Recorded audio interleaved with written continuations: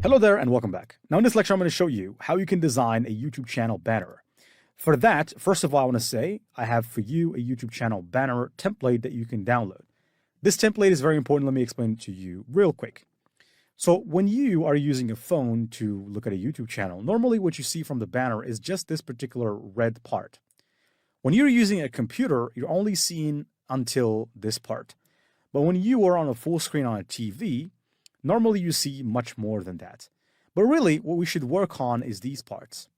For that, I also have went and prompted ChatGPT. By the way, ChatGPT can answer questions and it doesn't answer certain questions. So in this case, I said, design a banner and it just designed it. So, and the prompt for that, I said, design a banner for Tolkien's lore, a YouTube channel banner with some orcs, elves, hobbits, wizards, and Middle Earth in the background. And I think that maybe the Lord of the Rings is, there's a problem with the Lord of the Rings, not as much with the keyword, the other keyword, which is Tolkien. So Tolkien is the creator of the Lord of the Rings. And so basically, I don't think they have a problem using that name. And so here they generated this particular banner for me. So I just asked them to generate a banner and they created a banner, which I will use. So first of all, I got to download this.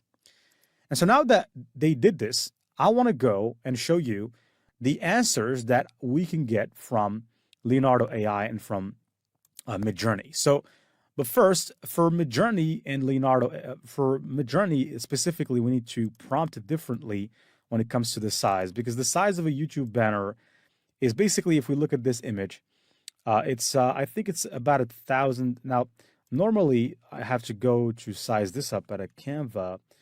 So if I go to Canva here, let's size up precisely what the size that we need. If we go here and click on create a design, and if you type in on Canva YouTube banner, there it is. It's 2,560 by 1,440, but that's not it, because like I said, this is what we're following. This is our guide. So if I click right here, and if I just drag, not this one, if I just drag my YouTube channel banner template, which I shared with you in the resources of the lecture, just so you know, I need to drag it again because it was not dragged, obviously. Right, there it is. Now I can take it and you can take it as well. So I'm going to basically just spread it across. And if I were to crop from here to here, which by the way, I think we need to zoom into the max so that we don't miss out on any details. Now I just want to hit that red line. And then if I scroll to the top, I'm going to repeat the process as well from the top. So let's just reduce the size of this thing. And let's make sure we hit that. So if I just reduce the size like this, and if I want to know precisely for a fact how much is the size of this thing, I can just take it again from here and just resize it and resize it back. As you can see, there's that little pop that's saying 2,560 by 422. So that is what we should incorporate into Midjourney when we're generating the image, in case you are using Midjourney, which I understand not many people have access to Midjourney. But in this case, I'm going to say imagine, put the prompt in there. And at the end, I'm going to add a comma and then 2 hyphens, AR, space, and 2,560 by 422.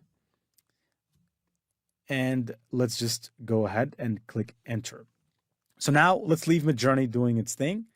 And let's go back to Leonardo to test what Leonardo will be capable of doing.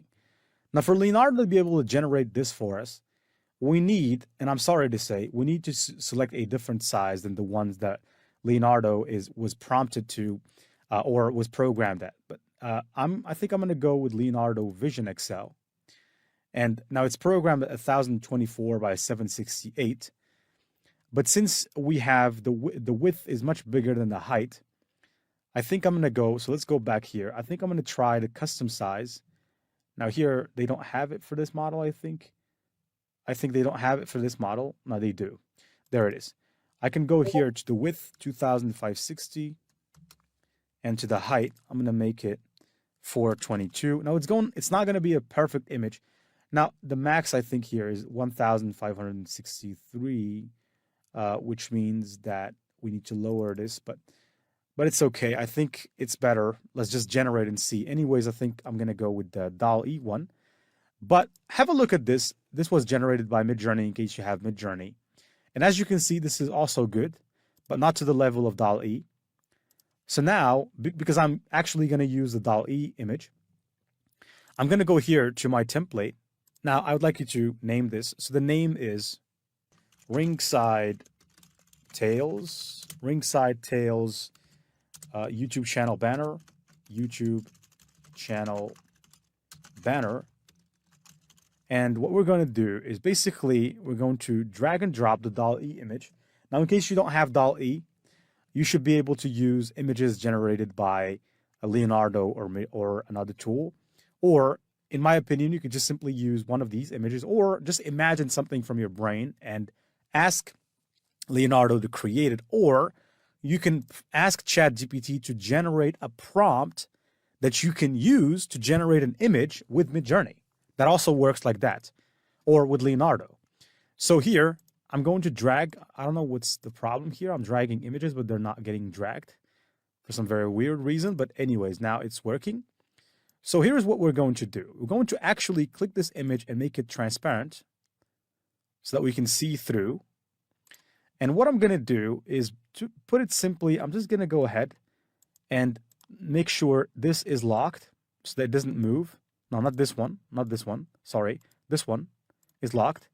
Actually, I'm unlocking it, but I want to click this and lock it. So now this one can move, but the other one can't. So if we take this, we need to make sure that it's on that actually the text should be here. So if you have any text, make sure it's inside of here. Other elements, it's okay if they bleed out. Let's try to make this bigger, just like this, and see how this is going to look. I think just the way it looks is not too bad. So we'll keep it like this. Now, let's move on to add some text. Now, for the text, I would recommend you, if you have a membership with Creative Fabrica, they have this font, which is called the Lord font, or Lord of Fonts, kind of like the Lord of the Rings. Because if you go to these famous YouTube channels, this is the font. These are the fonts they're actually using because they match. And so, because I have a membership of Creative Fabrica that I'm not really using, and I want to make use of it because I'm paying $29.99, and just now I paid $19 because I'm a client for so long, so they gave me a discount. I want to click download, and I want to show you how you can import a font onto Canva and use it. Now, this is the font, which is great. So now we have the font. But if you go to Canva here, they have some fonts. If you go and look for fonts, maybe story kind of fonts, you'll find a lot of fonts.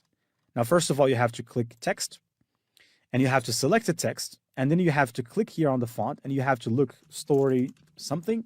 And I'm sure that you can find some story fonts. Now, these, unfortunately, were all uploaded by me, Bedtime and Old Story Bold, except for this one, Storybook and Storybook Rough and Poor Story. I think those ones you can use. But because I can afford it, I'm just talking for myself, I'm going to use the Lord of the Fonts. And how you install a font, basically you have to open the zip file of the font.